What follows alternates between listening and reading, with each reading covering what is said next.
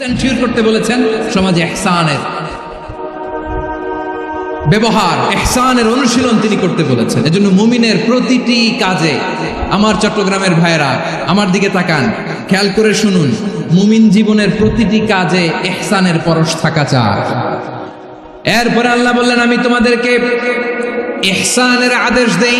ইন্নাল্লাহা ইয়া'মুরু বিল আদলি ওয়াল ইহসান। আমি তোমাদেরকে যেমনি আদলের নির্দেশনা দেই, তেমনি ভাবে তোমাদেরকে ইহসানের নির্দেশনা দেই। ইহসান, আওয়াজ করে সবাই বলেন তো ইহসান। ইহসান মানে কারো প্রতি সফট হার্টেড হওয়া, মহানুভব হওয়া, অনুগ্রহ পরায়ণ হওয়া, অনুগ্রহশীল হওয়া, একে অপরের প্রতি দয়াদ্র হওয়া। একে অপরের প্রতি দয়াদ্র অনুগ্রহশীল হওয়া ছাড়া মানবিক সমাজ কশিনকালেও গঠন করা সম্ভব না। প্রিয় ভাইয়েরা, সুন্দর আচরণ দিয়ে, ইহসান দিয়ে যা জয় করা যায়, নরম আচরণ দিয়ে যেটা অর্জন করা যায়, কঠোরতা দিয়ে সেটা পারা যায় না। বিষ্ণু ঈসা ইসলাম ইহসান দিয়ে, কোমল আচরণ দিয়ে, তার অনুগ্রহ দিয়ে তিনি অনেক কাফিরের হৃদয়কে জয় করে ফেলেছেন। সাইয়েদনা সুমামা ইবনে উসাল রাদিয়াল্লাহু তাআলা আনহুর কথা মনে পড়ে যায়। তিনি ছিলেন ইয়ামামার বাদশা। মদিনাতে বিশ্বনবীকে হত্যা করার নিয়তে এসেছিলেন। গোপনে গোপনে বিশ্বনবীকে হত্যা করে আবার ইয়ামামাতে তিনি ফিরে যাবেন। কিন্তু কি অবাক করা কাণ্ড, হত্যা করতে পারে নাই, সাহাবাদের হাতে তিনি ধরা পড়ে গেলেন। সাইয়েদনা সুমামা ইবনে উসাল রাদিয়াল্লাহু তাআলা আনহু হত্যার নিয়তে আসলেন, কিন্তু হত্যা করতে পারলেন না। সাহাবারা ওনাকে ধরে ফেললেন, ধরে মসজিদে নববীর পিলারের মধ্যে বেঁধে রাখলেন। সুমামা ইবনে উসাল, সিরাত থেকে শুনে, সিরাত থেকে শোনাচ্ছি, রাদিয়াল্লাহু তাআলা আনহু ইয়ামামার অধিপতি ছিলেন। বিশ্বনবীকে হত্যার জন্য আসছেন, ধরা পড়ে গেছেন, এখন মসজিদে নববীতে বেঁধে রাখছে, তার মানে বন্দী। এখন স্ট্যাটাস কি? বন্দী, ক্যাপটিভ। বিষ্ণু ঈসা ইসলাম সাহাবাদেরকে বললেন, তার খোঁজ খবর নিও, সুমামা ইবনে উসালের খোঁজ খবর নিও। সাহাবার বলেন, ইয়া রাসূলুল্লাহ, আপনাকে হত্যা করতে এসেছে, তার তো কঠিন ক্যাপিটাল পানিশমেন্ট হওয়া দরকার, কঠিন শাস্তি হওয়া দরকার। বিষ্ণুই বললেন, না, আমি যেটা জানি তোমরা সেটা জানো না, তোমরা সুমামার সাথে ভালো আচরণ করো। বিশ্বনবী সুমামার কাছে গেলেন। প্রথম দিন যে তিনি কালেমার দাওয়াত দিলেন, ইমানের দাওয়াত দিলেন, ইসলামের দাওয়াত দিলেন, রিসালাতের দাওয়াত দিলেন, আখিরাতের দাওয়াত দিলেন। পরের দিন যে বিশ্বনবী সালাতের দাওয়াত দিলেন, যাকাতের দাওয়াত দিলেন, ইসলাম কি, কিভাবে, কেমন করে পালন করতে হয়, চমৎকার আর্টিকুলেট করতে শুরু করলেন। তন্ময় হয়ে সুমামা ইবনে উসাল রাদিয়াল্লাহু তাআলা আনহু বিশ্বনবীর কথাগুলো শুনতে আরম্ভ করলো। একদিন নয়, 2 দিন নয়, টানা 3 দিন বিশ্বনবী সুমামার কাছে ইসলামকে প্রেজেন্ট করেছেন, উপস্থাপন করেছেন। আওয়াজ করে বলেন, কয় দিন? 3 দিন। 3 দিন মসজিদে নববীতে বাধা। আর সাহাবীদেরকে বললেন, তার খোঁজ খবর নিও, তোমরা যে রুটি বানাও এর মধ্যে সবচেয়ে ভালো আটার রুটিটা তারে দিও, সবচেয়ে রিফাইন্ড খেজুর, যেটা পিওর খেজুর, এটা তারে দিও। আর বিশ্বনবী নিজের ওট থেকে দুধ দহন করে, ওনার বাড়ির এক কর্মচারীকে বলেছেন, দুধ দহন করে সুমামার জন্য নিয়ে যাবে। সুবহানাল্লাহ পড়বেন না?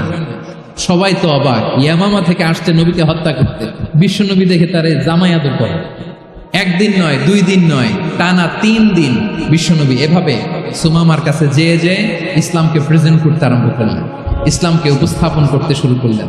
আর তাকে চমৎকার এন্টারটেইনমেন্ট, আপ্যায়ন দিতে আরম্ভ করলেন। টানা 3 দিন যখন ইসলামের দ্য বিউটিজ অফ ইসলাম, ইসলামের সুমহান বাণী, সৌন্দর্য তার কাছে উপস্থাপন শেষ, তাকে আপ্যায়ন শেষ, বিশ্বনবী বললেন সাহাবাদেরকে, যাও এবার সুমামার হাতের পায়ের রশি দুটো খুলে দাও।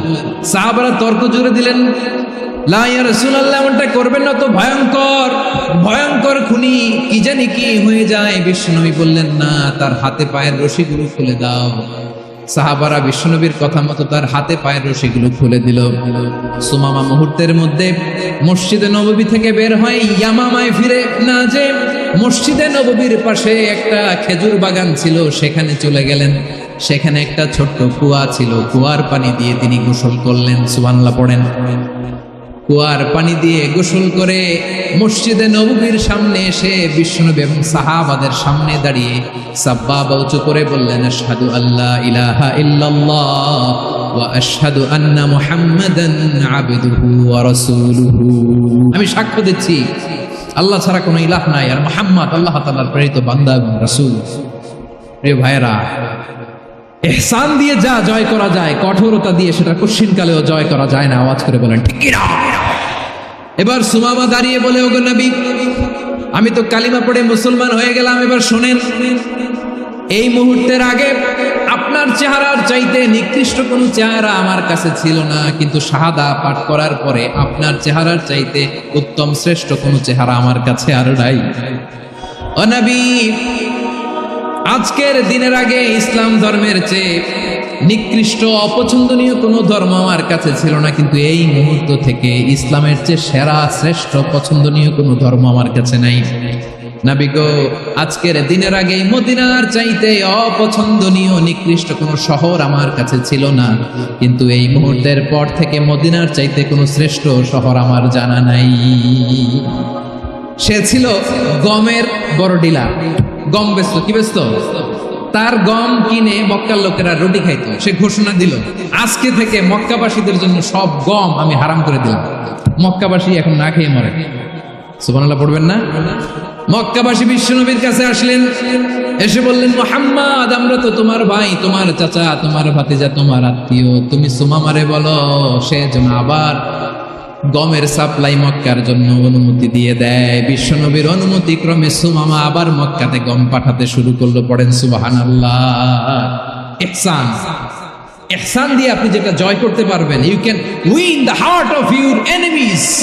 ইহসান দিয়ে আপনি আপনার শত্রুর হৃদয়কে জয় করতে পারবেন। এজন্য আল্লাহ বললেন, ওয়া আনফিকু ফি সাবিলিল্লাহি ওয়া লা তুলকু বিআইদিকুম ইলাত তাহলুকা ওয়া আহসিনু ইন্নাল্লাহা ইউহিব্বুল মুহসিনিন। তোমরা আল্লাহর রাস্তায় দান করবে আর নিজেরা নিজেদেরকে ধ্বংসের হাতে ঠেলে দিও না। তোমরা একে অপরের প্রতি ইহসান করবে, কারণ ইহসানকারীদেরকে আল্লাহ বড় ভালোবাসেন। সুবহানাল্লাহ পড়েন। আবার সূরা রহমানে আল্লাহ বললেন, হাল জাযাউল ইহসানি ইল্লাল ইহসান ফাবিআইয়ি আলা, সবাই পড়েন, ফাবিআইয়ি আলাই রাব্বিকুমা তুকাযযিবান। ইহসানের প্রতিদান হিসেবে ইহসানি হয়। বিশ্বনবী সুমামার প্রতি যেমন ইহসান করেছেন, সুমামাও ঠিক তেমন ইহসান ফিরিয়ে দিয়েছে। ঠিক কিনা বলেন? তাহলে এক নম্বরে হচ্ছে আদ, ন্যায় বিচার। দুই নম্বরে সবাই বলেন ইহসান, সদাচরণ। ইহসান দুই ধরনের প্রিয় ভাই, ইহসান ফিল ইবাদা, ইহসান ফিল মুআমালা। ইহসান ফিল ইবাদা হচ্ছে একাগ্র অনুভবে ইবাদতে ডুব দেওয়া, এর নাম ইবাদতের ইহসান। সুবহানাল্লাহ। বিশ্বনবী বলেন ইহসান মানে কি জানো নাকি? হাদিসে জিবরিলে সাইয়েদনা জিবরিল আলাইহিস সালাম বিশ্বনবীকে বললেন, আখবিরনি আনিল ইহসান। নবী আমাদেরকে বলেন ইহসান মানে কি? বিশ্বনবী বললেন, আনতা আবুদাল্লাহা কাআন্নাকা তারাহু ফাইন লাম তাকুন তারাহু ফাইন্নাহু ইয়ারাক। ইহসান মানে হলো এমন ভাবে তুমি আল্লাহর সামনে নিজেকে উজাড় করে ইবাদত করবে, তুমি ভাববে তুমি আল্লাহকে দেখতে পাচ্ছ। আর এটা যদি ভাবা তোমার জন্য কঠিন হয়ে যায়, অন্তত এতটুকু তুমি ভাববা যে আল্লাহ তোমাকে দেখতে পাচ্ছেন। ঠিক কিনা বলেন? আমার বীর চট্টলার ভাইয়েরা, কেউ যেটা দেখে না সেটা দেখে কে? এই বিশ্বাস হৃদয়ের মধ্যে আছে? নামাজে যখন দাঁড়ান এই ফিলিংসটা আনা যাবে? এসা পর্যন্ত যে আমরা হায়াত পাবো কোনো গ্যারান্টি আছে? সবাই আওয়াজ করে বলেন, গ্যারান্টি আছে? গ্যারান্টি নাই। এই জন্য বিষ্ণু ইসলাম বলেছে, এমন ভাবে নামাজে দাঁড়াও, ইবাদত করো, মনে করো হতে পারে এটাই আমার জীবনের শেষ নামাজ। পারফর্ম দ্য সালাহ as if this is your last and final prayer. এমন ভাবে সালাতে দাঁড়াও, ভাবো হতে পারে এটাই তোমার জীবনের শেষ নামাজ। এমন ভাবে নামাজে দাঁড়াও, ভাবো এটাই শেষ নামাজ। তাহলে নামাজে একাগ্রতা বাড়ায় দিবে কে? ফলে ইবাদতের ইহসান আমাদের অর্জিত হবে। আর মুআমালাতে ইহসান হলো, বিশ্বনবী বলেন, ইন্নাল্লাহা তাবারাকা ওয়া তাআলা কাতাবাল ইহসানা আলা কুল্লি শাই ফাইদা কাতালতুম ফাআহসিনুল কিতলা ওয়া ইযা যাবাহতুম ফাআহসিনুয যাবহা ওয়ালিয়ুহিদ্দা আহাদুকুম শাফরাতাহু ওয়ালিয়ুরিহ যাবিহাতাহু। ইহসান দুই ধরনের, আওয়াজ করে বলতে হবে কয় ধরনের? একটা হচ্ছে ইহসান ফিল ইবাদা, ইবাদতে ইহসান। ইবাদতে ইহসান কি? একাগ্র অনুভব দিয়ে ইবাদত করা, মন প্রাণ দিয়ে ইবাদত করা। আর মুআমালাতে ইহসান কি? সব কাজে, দৈনন্দিন কাজে, কর্মে, সামাজিক অ্যাক্টিভিটিতে কোমলতা প্রদর্শন করা, অনুগ্রহের সাথে সবকিছু করা। আল্লাহ তাআলা ইন্নাল্লাহা তাবারাকা ওয়া তাআলা কাতাবাল ইহসানা আলা কুল্লি শাই, তিনি সব কিছুর ব্যাপারে ইহসানকে আবশ্যক করেছেন। সবকিছু, মুমিনের সব কাজে ইহসানের পরশ থাকবে। ওয়া ইযা কাতালতুম ফাহসিনুল কিতলা, বিষ্ণু বলেন তুমি যখন কাউকে হত্যা করো ইহসানের সাথে করো। সুবহানাল্লাহ পড়বেন না? যখন হত্যা করো তখনও ইহসানের সাথে। আচ্ছা, হত্যা করবো আবার ইহসান আসবে করতে, করে তো মেরেই ফেলবো আমি। আল্লাহ, ও ভাই একজন খুন করেছে, খুনি, রাষ্ট্রীয় আইনে তার শাস্তি হয়েছে ডেথ পেনাল্টি, মৃত্যুদণ্ড। এখন মৃত্যুদণ্ড দেখে আপনি যেমনি মন চায় তেমনি মারবেন লোকটারে? ওর নাক কেটে ফেলতে পারবেন? ওর কান কাটতে পারবেন? ওর চোখ উপড়ে ফেলতে পারবেন আপনি? যেমন মন চায় তার অঙ্গহানি করা যাবে না, ইহসানের সাথে তাকে হত্যা করা। সুবহানাল্লাহ, this is Islam, this is the true essence of Islam. ওয়া ইযা যাবাহতুম ফাহসিনুয যাবহা, যখন জবাই করবে তখনও ইহসানের সাথে জবাই করবে। করব জবাই, ওইখানেও নাকি ইহসান। আচ্ছা, কুরবানির দিন আমরা পশুগুলোরে কি করি বলেন সবাই আওয়াজ করে? জবাই। জবাই মানে তো এটার মেরেই ফেলতেছি, একটু পরে তো টুকরো টুকরো করে গোশতগুলো খাবো, এটা তো খাবো, এটা তো মেরেই ফেলবে। বিষ্ণু বলে না, জবাইয়ের মধ্যেও, মুমিনের জবাইয়ের ভেতরেও ইহসানের পরশ থাকা চাই। যখন জবাই করবে প্রাণীটাকে হাত পা টাইট করে বেঁধে নাও, ছুরিটাকে শার্পেন করে নাও, ধারালো করে নাও, যাতে অল্প সময়ে জবাইটা হয়ে যায়, প্রাণীটা যাতে কম কষ্ট পায়। সুবহানাল্লাহ পড়ে। দিস ইজ কল্ড ইহসান। আল্লাহ তাআলা যেমনি আদলের আদেশ করেছেন, ন্যায় বিচার, জাস্টিস এনশিওর করতে বলেছেন, সমাজে ইহসানের ব্যবহার, ইহসানের অনুশীলন তিনি করতে বলেছেন। এজন্য মুমিনের প্রতিটি কাজে, আমার চট্টগ্রামের ভাইয়েরা আমার দিকে তাকান, খেয়াল করে শুনুন, মুমিন জীবনের প্রতিটি কাজে ইহসানের পরশ থাকা চাই। আমরা যেন আমাদের পরিবারের প্রতি ইহসান করি, আমরা যেন আমাদের কর্মচারীদের প্রতি ইহসান করি, আমরা যেন আমাদের কলিগদের প্রতি ইহসান করি, আমরা যেন আমাদের ভাইদের প্রতি ইহসান করি। মুমিন জীবনের প্রতি কাজে ইহসানের পরশ থাকার দরকার আছে না নাই? কথা বুঝতে পেরেছেন? তাহলে আল্লাহ তাআলার তিনটা আদেশ ছিল, কয়টা গেল? প্রথমে কি ছিল? আদল। তিন নম্বরে রব্বুল আলামিন বললেন ওয়া ইতাইদিল কুরবা, নিকটাত্মীয়দেরকে দান করো, নিকট আত্মীয়দেরকে দাও, যারা তোমাদের ব্লাড কানেকশনের আত্মীয় তাদেরকে তোমরা দাও। এখানে জেনারেলি বললেন দাও, কি দিব সেটা তিনি এখানে বলেন নাই, সেটা তিনি সূরাতুল ইসরার মধ্যে বলেছেন। আল্লাহ বলেন ওয়া আতিদাল কুরবা হাক্কা, নিকট আত্মীয়দেরকে তাদের অধিকার, তাদের প্রাপ্য তোমরা বুঝিয়ে দাও। দেখেন, একটা শান্তির সমাজ, একটা সমৃদ্ধ সমাজ, একটা মানবিক সমাজ গঠনের জন্য আল্লাহ তাআলা বেশি না, মাত্র তিনটা অর্ডার, তিনটা ভার্ডিক্ট তিনি জারি করেছেন। 1 নাম্বার সুশাসন, ন্যায় বিচার। 2 নাম্বার ইহসান। 3 নাম্বার নিকটাত্মীয়, যারা কাছে, তোমার ভেরি ক্লোজ রিলেশনশিপে আছে, তাদেরকে দাও। দাও, দিলে বাড়িয়ে দেয় কে? অনেকে দিতে চায় না, কৃপণতা করে। দিলে বাড়ায় দেয় কে? ও মিয়া, মদিনার মধ্যে সবচাইতে গরিব সাহাবী ছিল বেলাল রাদিয়াল্লাহু তাআলা আনহু। ওনার এন্টায়ার অ্যাসেট, সম্পদের পরিমাণ কতদূর জানেন? একটা লুঙ্গি। বেলাল রাদিয়াল্লাহু তাআলা আনহু, ওনার টোটাল ওয়েলথের এস্টিমেশন হচ্ছে মাত্র একটা লুঙ্গি। একটা লুঙ্গি, টোটাল ওয়েলথ এস্টিমেশন, টোটাল সম্পদের পরিমাণ বেলাল রাদিয়াল্লাহু তাআলা আনহু কি ছিল?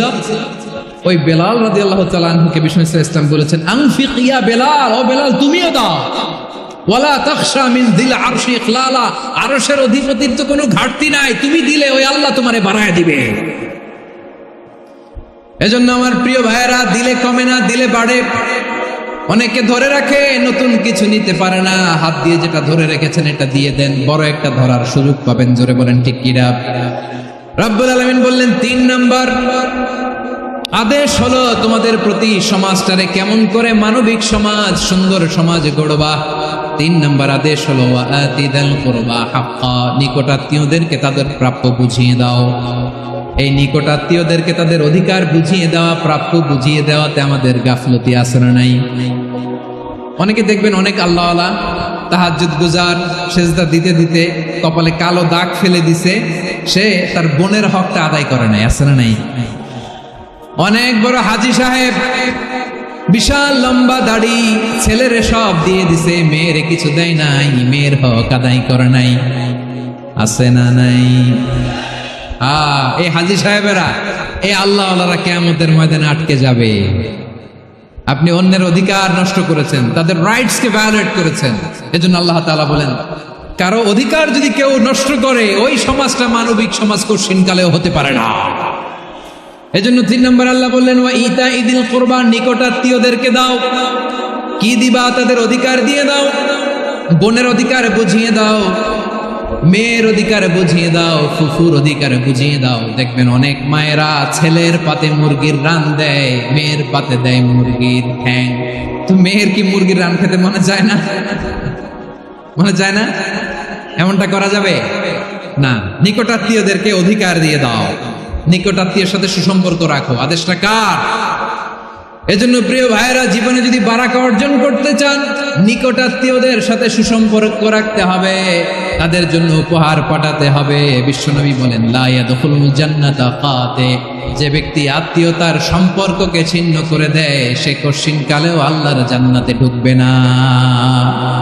আপনি কি এটারে সহজ হাদিস মনে করছেন? এটা সহজ কথা? আপনি ভাবছেন আপনার নামাজ আপনারে বাঁচাতে পারবে, আপনার রোজা বাঁচাতে পারবে, আপনার তাহাজ্জুদ আপনারে বাঁচাতে পারবে? অধিকার নষ্ট করলে কিছুই আপনারে বাঁচাতে পারবে না। এজন্য নিকট আত্মীয়দেরকে দিতে হবে বেশি বেশি। বিশ্বনবী বলেন, ইন্না সাদাকাতা আলাল মিসকিনি সাদাকা ওয়া আলা যির রাহিমি ইসনাতান সাদাকাতুন ওয়া সিলা। মিসকিনরে দান করলে শুধু দানের সওয়াব হয়, নিকট আত্মীয়কে দান করলে 2টার সওয়াব হয়, সাদাকার সওয়াব হয়, আবার আত্মীয়তার বন্ধন অটুট রাখার সওয়াব হয়ে যায়। আবার বিশ্বনবী বললেন, মান সাররাহু আইয়ুবসাতা লাহু ফি রিজকিহি ওয়া ইন সাআলাহু ফি আসারিহি ফালইয়াসিল রাহিমা। যে ব্যক্তি তার রিজিকের প্রশস্ততা চায় আর হায়াতে বরকত চায়, সে যেন তার আত্মীয়ের সাথে সুসম্পর্ক রাখে। আমার প্রিয় চট্টলার ভাইয়েরা, আমাদের রিজিক বাড়ুক, এটা আমরা চাই কি চাই না? সবাই চান? হ্যাঁ, আমাদের রিজিকে প্রশস্ততা আসুক, চাই কি চাই না? আমাদের হায়াতে বরকত আসুক, আমরা চাই কি চাই না? এই 2টা যদি চান, তাহলে নিকট আত্মীয়দের সাথে সুসম্পর্ক রাখবেন, পারবেন? তাহলে সমাজটারে মানবিক সমাজ বানায় দিবে কে? 3টা আদেশ চলে গেল। 1 নম্বরে কি ছিল? 2 নম্বরে, 3 নম্বরে নিকট আত্মীয়দেরকে দান। আল্লাহ তাআলা 3টা জিনিসের যেমনি আদেশ করেছেন, অনুরূপভাবে 3টা বিষয়ে তিনি বারণ করেছেন, নিষেধ করেছেন। ওগুলোর কাছেও যাওয়া যাবে। রাব্বুল আলামিন বলেন, ওয়ায়ানহা আনিল ফাহশাই ওয়াল মুনকারি ওয়াল বাগি। আমি যেমনি 3টি বিষয়ে আদেশ করলাম, অনুরূপভাবে 3টি বিষয়ে বারণ করলাম, নিষেধ করলাম। আমার 1 নম্বর নিষেধাজ্ঞা হলো অশ্লীলতার প্রতি। ফাহশা, ওয়ায়ানহা আনিল ফাহশা, আল্লাহ তাআলা অশ্লীলতাকে নিষেধ করেছেন। কোন জিনিসকে? সবাই বলুন, কোন জিনিসকে? যত ধরনের, যত টাইপের, যত ক্যাটাগরির অশ্লীলতা হতে পারে, সব অশ্লীলতাকে হারাম করেছেন কে? ফাহশা মানে কি? কথায়, কাজে, আচরণে, কমেন্ট, ফেসবুকের কমেন্টসে যত ধরনের নোংরামো আছে, যত ধরনের অশ্লীলতা আছে, এটাকে আরবিতে বলে ফাহশা। রাব্বুল আলামিন বলেন, কুল ইন্নামা حرم ربي الفواحش ما ظهر منها وما بطن। ও নবী, আপনি বলে দেন, আমার রব প্রকাশ্য, অপ্রকাশ্য, স্পষ্ট কিংবা অস্পষ্ট, দৃশ্যমান কিংবা অদৃশ্যমান সব অশ্লীলতাকে হারাম করেছেন। সব ধরনের অশ্লীলতা হারাম। আল্লাহ তাআলা আমাদেরকে অশ্লীলতা থেকে বাঁচান। এবার বলেন, আমাদের সমাজে অশ্লীলতা আছে না নাই? অশ্লীলতা নানা ভাবে, নানা নামে, নানা মোড়কে আমাদের সমাজে আছে না নাই? সংস্কৃতির নামে, ফ্যাশনের নামে, বিনোদনের নামে, উপন্যাসের নামে, কনসার্টের নামে অশ্লীলতা আছে না নাই? আপনি দেখেছেন কনসার্টগুলোর অবস্থা? আমাদের তরুণ তরুণীরা, আমাদের যুবক যুবতীরা, আমাদের জেনজিরা, কি অবস্থা ওইখানে? কনসার্টের নামে অশ্লীলতা আছে না নাই? ছেলে মেয়ে একে অপরকে জড়ায় ধরতেছে, একে অপরকে চুমু খাচ্ছে, প্রকাশ্যে দিবালোকে গণমানুষের সামনে। আল্লাহ তাআলা এই অশ্লীলতা থেকে আমাদেরকে বেঁচে থাকতে বলেছেন। রূপালী জগতের নামে অশ্লীলতা আছে না নাই? এই টার্মটা আপনারা জানেন না? রূপালী জগৎ কি জগৎ? আসলে কি রূপালী জগৎ না অন্ধকার জগৎ? আমার বোনেরা, আপনাদেরকে যে কি বলে তারা বুঝায়, রূপালী জগৎ শুনেই আপনি ভরকে যাবেন না। রূপালী জগতে যে নারী যত বেশি উলঙ্গ, সে নাকি তত বেশি সাহসী। জানেন, বলে এটা একটা সাহসী নারী, খুব সাহসী পদক্ষেপ তার। যত বেশি শরীর থেকে কাপড় নামাতে পারবে, যত বেশি বস্ত্রহীন হয়ে নিজেকে প্রেজেন্ট করতে পারবে, সে নাকি তত বেশি সাহসী। আমার চট্টলার ভাইয়েরা, শয়তানের প্রথমে এজেন্ডা ছিল বনি আদমকে বস্ত্রহীন করা। সে আদম এবং হাওয়া আলাইহিস সালামকে নিষিদ্ধ গাছের ফল খাইয়ে তাদেরকে বস্ত্রহীন করেছে। এই জামিনেও সে আমাদেরকে বস্ত্রহীন করতে চাইবে। এই রূপালী জগতের নামে তারা এটা করে। আমার প্রিয় বোনেরা, আপনি জানেন না আপনার দাম কত। ওরা আপনাদেরকে বিজ্ঞাপনের সস্তা পণ্য বানাতে চায়। ওরা আপনাদেরকে ওদের ভোগের লিপসার টুলস বানাতে চায়।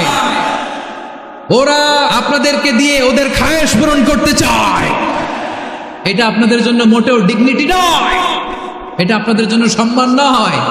আপনার সম্মান শালীনতায়, আপনার সম্মান হেজাবে, আপনার সম্মান ভদ্রতায়, আপনার সম্মান আপনার ডিসেন্ট পোশাকে। পোশাক বলে দেয় এই নারীটা ভদ্র না অভদ্র। পোশাক বলে দেয় এই মেয়েটা কোন ঘরের মেয়ে। আপনি জানেন না, আপনারা সস্তা পণ্য বানায়, ভোগের পণ্য, বিলবোর্ডে আপনাকে উলঙ্গ করে উপস্থাপন করে। এই অশ্লীলতার সাথে ইসলামের কোনো সম্পর্ক। এজন্য আল্লাহ বলেন, আমি অশ্লীলতাকে হারাম করেছি। অশ্লীলতাকে হারাম করার প্রথম কারণ হলো এর মাধ্যমে মানবতাকে অপমানিত করা হয়। কারণ মানুষের সম্মান মানুষের পোশাকে। মানুষ যখন পোশাকহীন হয়ে যায়, বস্ত্রহীন হয়ে যায়, তার সম্মান কমে যায়, ঠিক কিনা? অশ্লীলতাকে হারাম করার প্রথম কারণ হচ্ছে মানুষ মানুষকে অপমান করে। একটা নারী, সে তো সম্মানিত। নারী যে কত সম্মানিত, নারীরা এটা বুঝেই নেই। বিশ্বনবী বলেন, আর দুনিয়া কুল্লুহা মাতা ওয়া খায়রু মাতা'আদ দুনিয়া আল মারআতুস সালিহা। আমার বোনেরা, 5টা প্যান্ডেলে আপনারা এলইডিতে আমার আলোচনা শুনছেন, আমি জানি। আপনাদের এই গর্ভ যে কত দামি আপনি জানেন না। আপনার পেট থেকেই আসবে আগামী দিনের সালাহুদ্দিন আল আইয়ুবী। আপনার পেট থেকেই আসবে অনাগত দিনের ইমাম মাহদী আল মুনতাদর। আপনার পেট থেকেই আসবে অনাগত দিনের ফয়সাল, ওয়াসিম, মুগ্ধ, আবু সাইদের মতো বীর যোদ্ধা। আমার প্রিয় বোনেরা, আমার প্রিয় বোনেরা, বিশ্বনবীর কথার ওজন খেয়াল করেন। আর দুনিয়া কুল্লুহা মাতা ওয়া খায়রু মাতা'আদ দুনিয়া আল মারআতুস সালিহা। দুনিয়ার সবকিছুই অ্যাসেট, এর মধ্যে সবচেয়ে দামি অ্যাসেট নেককার নারী। আপনার গর্ভ যে কত দামি আপনি জানেন না। নিজের সময়টাকে কাজে লাগান, কোরআন পড়েন, সুন্নাহ পড়েন। আপনার অনেক দায়িত্ব ঘরে। You are the MD of your family. একটা family it's a very big institution. পরিবার একটা অনেক বড় প্রতিষ্ঠান। And you are the MD of your institution. আপনি এই পরিবারের MD, managing director of your family. এখানে আপনার কত দায়িত্ব। আপনি ছেলে মেয়েদেরকে তারবিয়া করবেন। আপনি আপনার স্বামীর জন্য ঘরটার জান্নাতের নীর বানাবেন। আপনার জন্য জান্নাতের ডুপ্লেক্স বাড়ি ওইখানে তৈরি করে রাখবে কে? আপনি যে কত দামি আপনি জানেন না। নারীদেরকে আল্লাহ বানিয়েছেন উচ্চতর করে, নিম্নতর নয়। নারীদেরকে ছোট্ট জিনিস দিলে এটার বড় করে দেয়। নারীদেরকে ভ্রূণ দিলে, শুক্রাণু দিলে, নারী এটারে বাচ্চা হিসেবে উপহার দেয়, ঠিক কিনা? বিয়ের মাধ্যমে স্বামী যখন তার শুক্রাণু তার স্ত্রীকে উপহার দেয়, স্ত্রী রিটার্নে কি উপহার দেয়? ফুল ফর্ম বেবি, মানব সন্তান। দেখছেন, আপনি দিলেন একটু, উনি দিছে বিশাল। আপনি যদি নারীকে বাজার এনে দেন, নারী এটাকে সুস্বাদু খাবারে রূপান্তর করে দেয়। আপনি তাকে একটা মুচকি হাসি দিয়ে দেন, সে তার কলিজা দিয়ে দেয়। কিন্তু যদি আপনি তার মনে কষ্ট দেন, সে আপনার জীবনকে জাহান্নাম বানায়া দেয়। নারীর মন বুঝতে পারলে নেয়ামত, বুঝতে না পারলে কিয়ামত। আমার প্রিয় বোনেরা, আপনি যে কত দামি আপনি জানেন না, অনেক দামি আপনি। আপনাদেরকে যেন ভোগের সস্তা পণ্য বানাতে না পারে, আপনাদেরকে সচেতন থাকতে হবে। তাহলে কেন আল্লাহ তাআলা এই ফাহশা অশ্লীলতাকে হারাম করলেন? 1 নাম্বার, এতে হিউম্যান ডিগনিটি কমে। 2 নাম্বার, এতে মানুষের অধিকার নষ্ট হয়। আপনি বিয়ে করেছেন, এরে পরকিয়া করেন, ওর সাথে এরকম আছে না নাই? স্ত্রীর অধিকার নষ্ট করেছেন। আপনি বিবাহ সম্পর্কে আবদ্ধ হয়েছেন, তার সাথে আপনি পরকিয়া করেন, ওই ছেলের সাথে আপনি আপনার হাজবেন্ডের সাথে বিট্রে করেছেন। এজন্য আল্লাহ অশ্লীলতাকে হারাম করেছেন। অশ্লীলতাকে হারাম করার আরেকটা কারণ হচ্ছে আল্লাহ তাআলা এই হিউম্যান জেনারেশনকে এটাকে প্রিজার্ভ করতে চায়। হিফজুন নাসল, এটা মাকাসিদুশ শরিয়ার অনেক গুরুত্বপূর্ণ একটা মাকাসিদ, অনেক গুরুত্বপূর্ণ। আপনার নাসল, আপনার জেনারেশনকে সংরক্ষণ করা। এই যে আসতেছে ফেব্রুয়ারি, কত ফেব্রুয়ারি জানো? এটা কি বিশ্ব ভালোবাসা দিবস? হ্যাঁ, কি দিবস? এই বিশ্ব ভালোবাসা দিবসের সাথে মুসলমানদের কোনো সম্পর্ক নাই। আমার প্রিয় ভাইরা, এই যে আপনি অবৈধ সম্পর্কে জড়ালেন, কেন আল্লাহ অশ্লীলতাকে হারাম করেছে দেখেন। বলতেছিলাম যে এটা আপনার নাসাল, আপনার জেনারেশন, আপনার লিনিয়েজ, আপনার বংশকে প্রিজার্ভ করা। কে কার বাবা, কে কার মা, বাবা মা জানা, প্রজন্মকে প্রিজার্ভ করা, এটা ইসলাম ওয়াজিব করে দিয়েছে। এই যে অবৈধ সম্পর্কের কারণে, বিশ্ব বেহায়া দিবসের কারণে, এগুলোর আউটকাম, আউটপুট হিসেবে মাঝে মাঝে এই ঢাকা মেডিকেলের ডাস্টবিনে নবজাতকের বাচ্চার কান্নার আওয়াজ শুনতে পাওয়া যায়। চট্টগ্রাম মেডিকেলের ডাস্টবিনে নবজাতকের কান্না শুনতে পাওয়া যায়। বীর চট্টলার মুসলমানেরা বুঝতে পারলে আওয়াজ করে বলেন, এই যে চট্টগ্রাম মেডিকেলে যে নবজাতকটা পাওয়া গেল, ওর বাবাকে আমাকে বলেন, ওর মাকে, ও কোন ফ্যামিলির সন্তান কেউ জানে? আপনি হিউম্যান ডিগনিটিকে অপমান করেছেন না? আপনি তার ভবিষ্যৎকে অন্ধকার করেছেন না? আপনি তার লিনিয়েজকে প্রশ্নবিদ্ধ করে দিয়েছেন না? এই জন্য আল্লাহ তাআলা অশ্লীলতাকে আমাদের জন্য হারাম করে দিয়েছেন। বলেন সুবহানাল্লাহ। এই জন্য রাব্বুল আলামিন বলেন, কুল ইন্নামা حرم ربي الفواحش ما ظهر منها وما بطن। প্রকাশ্য অপ্রকাশ্য সব অশ্লীলতাকে হারাম ঘোষণা করে দিয়েছে কে? আবার দুনিয়ার বুকে যারা অশ্লীলতার প্রসার করে তাদের জন্য শাস্তি মজুদ রেখেছে কে? রাব্বুল আলামিন বলেন, ইন্নাল্লাযীনা ইউহিব্বুনা আন তাশিআল ফাহিশাতু ফিল্লাযীনা আমানু লাহুম আযাবুন আলীমুন ফিদ দুনিয়া ওয়াল আখিরাতি ওয়াল্লাহু ইয়ালামু ওয়া আনতুম লা তা'লামুন। নিশ্চয়ই যারা বিশ্বাসীদের মাঝে অশ্লীলতার প্রচার প্রসার করতে চায়, তাদের জন্য আমি মর্মন্তুদ শাস্তি প্রস্তুত করে রেখেছি। দুনিয়াতেও রেখেছি, আখিরাতেও রেখেছি। ঘোষণাটা কার? যারাই নাটকের নামে, সিনেমার নামে, রূপালী জগতের নামে, মুভির নামে, ওটিটি প্ল্যাটফর্মের নামে আমার সমাজে অশ্লীলতা ছড়াতে চায়, তাদের জন্য কঠিন মর্মন্তুদ শাস্তি মজুদ রেখে দিয়েছে কে? ও আমার বোনেরা, এখনো আপনি জাগবেন না? এখনো আপনার চিন্তার দুয়ারে এখনো নাড়া পড়ে নাই? ওরা আপনাকে উলঙ্গ বানাতে চায়, ওরা আপনাকে আইটেম গার্ল বানাতে চায়। এজন্য ইসলাম অশ্লীলতাকে হারাম করেছে। হারাম। ইসলাম বলেছে যোজন যোজন দূরে থাকো। ওরা বলে না, কাছে আসো, কাছে আসার গল্প, ক্লোজ আপ ওয়ান, কাছে আসার গল্প আছে না নাই? তাহলে অশ্লীলতার সাথে আমাদের কোনো সম্পর্ক? সবাই বলতে পারেননি, আওয়াজ করে বলুন, অশ্লীলতার সাথে আমাদের কোনো সম্পর্ক? আমরা এই সমস্ত ক্লোজ আপ ওয়ান, কাছে আসার গল্পের প্রোগ্রামে যাব? আমরা কোন ধরনের অশ্লীল কন্টেন্ট সোশ্যাল মিডিয়ায়, টিভিতে দেখব? কি যুগ যে আমরা কাটাচ্ছি আপনি কল্পনা করতে পারবেন না। পর্ন ইন্ডাস্ট্রি, নারী পুরুষের বস্ত্রহীন যুগল দৃশ্য, এটাকে দিয়ে ওরা $কোটি ইন্ডাস্ট্রি বানিয়েছে। পুরো মানব ইতিহাসে এরকম জঘন্য সময় মানব ইতিহাস পার করে না। পর্ন এটা ইন্ডাস্ট্রি হয়ে গেছে। আমাদের এই যুবকগুলো, জেনজিগুলো, ওদের চরিত্র বাঁচাবে কি করে? কেমন করে হেফাজত করবে ওদের এই মূল্যবান চরিত্র? আমার প্রিয় ভাইরা, এই অশ্লীলতার দ্য লেটেস্ট ভার্সন হচ্ছে LGBTQ,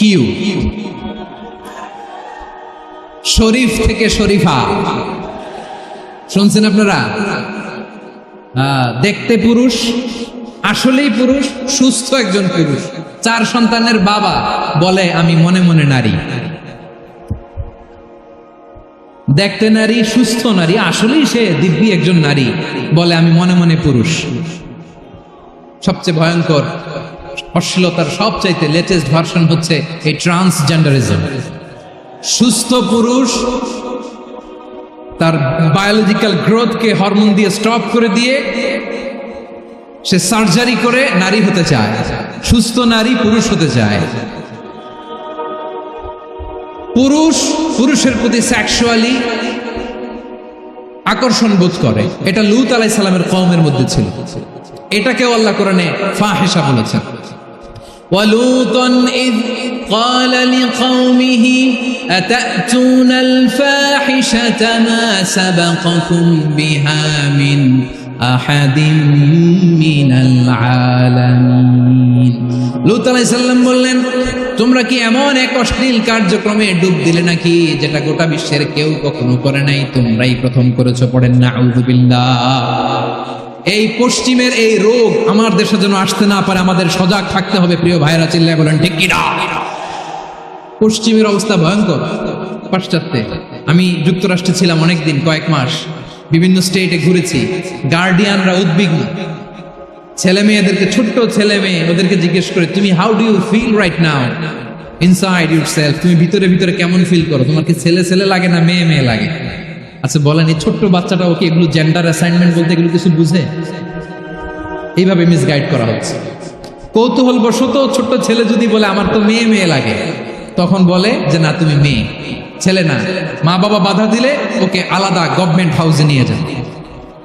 ভয়ঙ্করতম অবস্থা। আমরা একটা সময় শুনতাম, হুজুর আমার ছেলেটা খুব ভালো, হাফেজে কোরআন, আল্লাহওয়ালা। হুজুর আমার ছেলে দাড়ি রাখছে, আল্লাহওয়ালা। হুজুর আমার ছেলে 5 ওয়াক্ত সালাত জামাতের সাথে পড়ে, তার মানে আল্লাহওয়ালা। পশ্চিমে যে আমি কি শুনছি জানেন? ওরা বলে হুজুর আমার ছেলেটা ইউনিভার্সিটির একটা মেয়ের সাথে প্রেম করে, ও খুব আল্লাহওয়ালা, হুজুর দোয়া করবেন।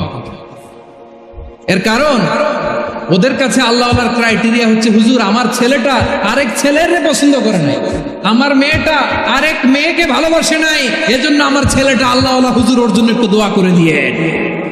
কি চ্যালেঞ্জ ওরা ফেস করতেছে। ওনার ছেলে যে আরেক ছেলেরে বিয়ে করবে না, এটাতেই উনি খুশি যে আলহামদুলিল্লাহ আমার ছেলেটা একটা মেয়েরে ভালোবাসে, আমার মেয়েটা একটা ছেলেরে ভালোবাসে, মানে এটা খুব আল্লাহওয়ালা। নাউজুবিল্লাহ পড়তে পারলেন না? এজন্য অশ্লীলতার সাথে আমাদের কোন সম্পর্ক? রব্বুল আলামিন বলেন, ওয়ায়ানহা আনিল ফাহশাই ওয়াল মুনকারি ওয়াল বাগি। 3টা জিনিসকে আমি নিষিদ্ধ করলাম। 1 নাম্বার হলো ফাহশা, অশ্লীলতা। 2 নম্বরে হলো মুনকার, সমস্ত মন্দ কাজ। মুনকার মানে হচ্ছে যত মন্দ কাজ, খারাপ কাজ, বাজে কাজ, এটার বলে মুনকার। এটার কি বলে? আপনারা পড়ছেন না, তা'মুরুনা বিল মা'রুফি ওয়া তানহাউনা আনিল মুনকার। সৎ কাজের আদেশ, অসৎ কাজের নিষেধ। মুনকার, মুনকার হচ্ছে মানুষের স্বাভাবিক বিবেকবোধ যেটাকে খারাপ বলে, ওইটাই মুনকার। পৃথিবীর সব আসমানি গ্রন্থ যেটাকে খারাপ বলেছে, মানুষের স্বাভাবিক বিবেকবোধ যেটাকে খারাপ বলেছে, এগুলো সব মুনকার। যেমন ইফতিজিং, এটা কি ভালো না খারাপ? মজুদদারি, খাদ্যে ভেজাল দেওয়া, ওজনে কম দেওয়া, মাছে ফরমালিন মিশানো, চাঁদাবাজি, টেন্ডারবাজি, দখলবাজি, এগুলো আমাদের স্বাভাবিক বিবেকেই বলে এগুলো খারাপ, এগুলো হচ্ছে মুনকার।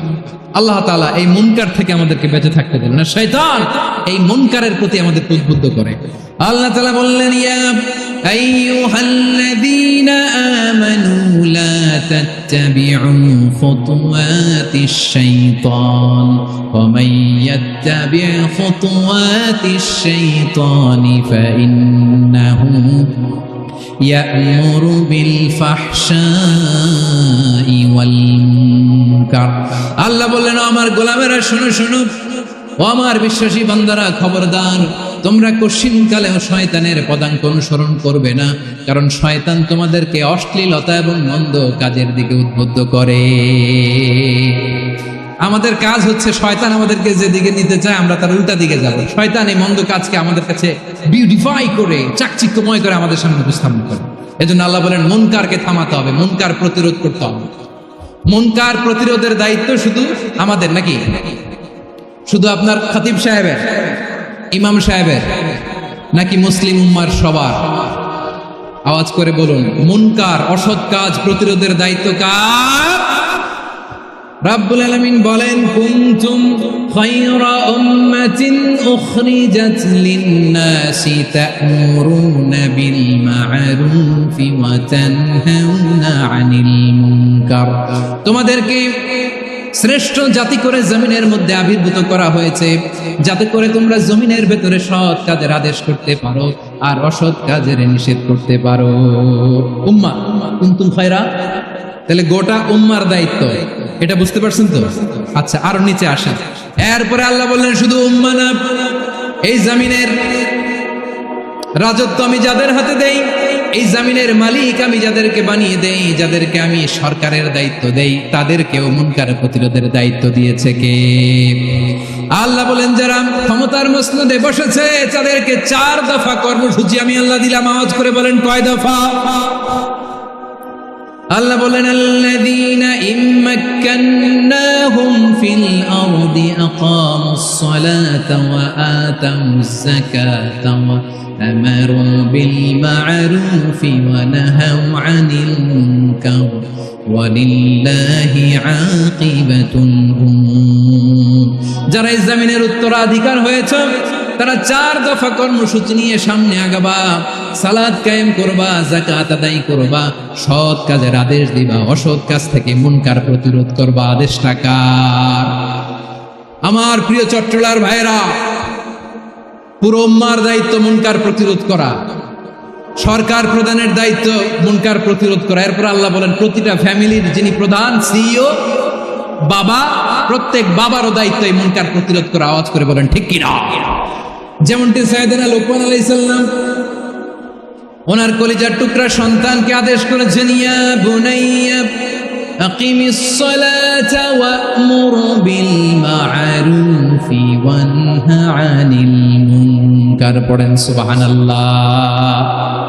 বাবা ছেলেকে সবক দিচ্ছে, লোকমান আলাইহিস সালাম ছেলেকে বলতেছে, ওরে আমার কলিজার টুকরা সন্তান, ওরে আমার বাছা, নামাজ কায়েম করবা, সৎ কাজের আদেশ দিবা, আর মুনকার প্রতিরোধ করবা, অসৎ কাজ, সমাজ থেকে খারাপ কাজকে ঝেঁটে বিদায় করে দিবা। তাহলে দেখেন, আমি স্টেপ বাই স্টেপ নামবো। পুরা উম্মার দায়িত্ব, জমিনের উত্তরাধিকারী আল্লাহ যাদেরকে বানিয়েছেন সরকার, তাদের দায়িত্ব, প্রতিটি ফ্যামিলির প্রধানের দায়িত্ব। এরপরে বিশ্বনবী বলেন, সচেতন প্রতিটি মুসলিমের দায়িত্ব সমাজ থেকে মুনকারকে উৎখাত করা। বিশ্বনবী বলেছেন, মান রাআ মিনকুম মুনকারান ফালিয়ুগাইয়িরহু বিয়াদিহি فإن لم يستطع فبلسانه وإن لم يستطع فبقلبه وذلك أضعف الإيمان। সমাজে যে মুনকার দেখবে, খারাপ কাজ দেখবে, সেজন্য হাত দিয়ে সেটাকে থামায়। আমার প্রিয় ভাইরা, না থামালে আমরাই ডুববো শেষমেশ। আমাদের বাঁচার জন্য হলেও থামাইতে হবে। রব্বুল আলামিন বলেন, ওয়াত্তাকু ফিতনাতাল লা তুসিবান্নাল্লাযীনা যালামু মিনকুম খাসসা। ও আমার গোলামেরা, ওই আযাবকে ভয় করো যে আযাব যখন আমি জমিনের বুকে পাঠাই, শুধু জালেমদেরকেই মারি না, আলেমদেরকেও মারি। আযাব যখন আসে তখন শুধু জালিমই মরে না, আলেমও মরে। জানেন, মুসা আলাইহিস সালামের পায়ে একবার লাল পিঁপড়া, তো উনি রেগে মেগে পাশি দেখে লাল পিঁপড়ার বাসা, পা দিয়ে ডলে মুছে সবগুলো পিঁপড়া মেরে ফেলছে। এই ঘটনাটা আল্লাহ ঘটিয়েছেন। এজন্য মুসা আলাইহিস সালাম ছিলেন কালিমুল্লাহ, সরাসরি আল্লাহর সাথে কথা বলতেন। তিনি আল্লাহকে জিজ্ঞেস করেছিলেন, আল্লাহ তুমি যখন কোনো জনপদে আযাব পাঠাও, শাস্তি দাও, ওখানকার শুধু জালেমরাই তো মরে না, ভালো মানুষগুলাও মরে, তো আযাব দিবা মুশরিকদের উপর দিবা, অবাধ্যদের উপর দিবা, ভালো মানুষগুলারে মারো কেন? আল্লাহ বললেন, মুসা তোমার যে কামড় দিছিল পায়ের মধ্যে পিঁপড়া, কয়টা পিঁপড়া? একটা পিঁপড়া, তো সবগুলারে মারলা কেন? রেগে মেগে পুরো পিঁপড়ার বাসা ভেঙে মেসাকার করলা কেন? আমি যখন অ্যাকশনে যাই, আমি যখন শাস্তি দেই, তখন এত বাস বিচার করা হয় না, বাস বিচার করা যায় না। যখন অ্যাকশনে যাওয়া হয়, ওইটা ডাইরেক্ট অ্যাকশন হয়ে যায়। চিল্লায় বলো ঠিক কি না? এজন্য আমাদের বাঁচার জন্য হলেও এই পাপ থামাতে হবে, এই শয়তানের অট্টহাসি থামাতে হবে, অন্যায় অপরাধ সমাজ থেকে আমাদের থামাতে হবে। কারণ আযাব আসলে ওরাও মরবে, আমরাও মরব। একটা জাহাজ 2 তলা, আপনি আছেন 2য় তলায়। নিচের তলার কিছু লোক জাহাজের তলা ছিদ্র করতে আরম্ভ করছে। কি ছিদ্র করতেছে? আচ্ছা, জাহাজের তলা ছিদ্র করলে তলা দিয়ে কি ঢুকে? এখন আপনি যদি বলেন আমার কি, আমি তো 2 তলায়, আমি তো ভালো আছি, ওরা ছিদ্র করে ওরা মরবে। আসলে কি শুধু ওরা মরবে? তলা দিয়ে যখন পানি ঢুকবে, জাহাজ ঢুকলে আপনিও মরবেন। এজন্য নিজে মরার আগে ওই পাগলগুলার নিচতলায় যে থামাতে হবে। চিল্লায় বলেন ঠিক কি না? এজন্য আল্লাহ বললেন মুনকার প্রতিরোধের দায়িত্ব সমাজের টপ টু বটম সবার। এজন্য মুনকার প্রতিরোধ করার দরকার আছে না নাই? সমাজে এই যে ইফটিজিং হয়, আপনার বোনের বয়সী একটা মেয়েকে কিছু বখাটে টিটকারি করে, এই বলে সেই বলে, নোংরা কথা বলে, রাস্তায় দেখেও আপনি পাশ দিয়ে না দেখার মতো চলে যান কেন? আপনি দাঁড়ান না কেন? আপনি দাঁড়ালেই তো থেমে যাবে, কারণ সত্যের যে শক্তি তার সামনে মিথ্যা মুখ থুবড়ে পড়ে। আপনার সামনেও কিছুই না, নাথিং। আপনি দাঁড়ান, ওকে প্রশ্ন করেন যে আমার বোনকে তুমি ডিস্টার্ব করো কেন? আপনাকে দেখে আরো 5 জন দাঁড়াবে, 5 জনকে দেখে আরো 10 জন দাঁড়াবে। আমাদের নীরবতা আর আমাদের নিশ্চুপ থাকাই জালিমদেরকে আরো শক্তিশালী জালিম বানিয়েছে।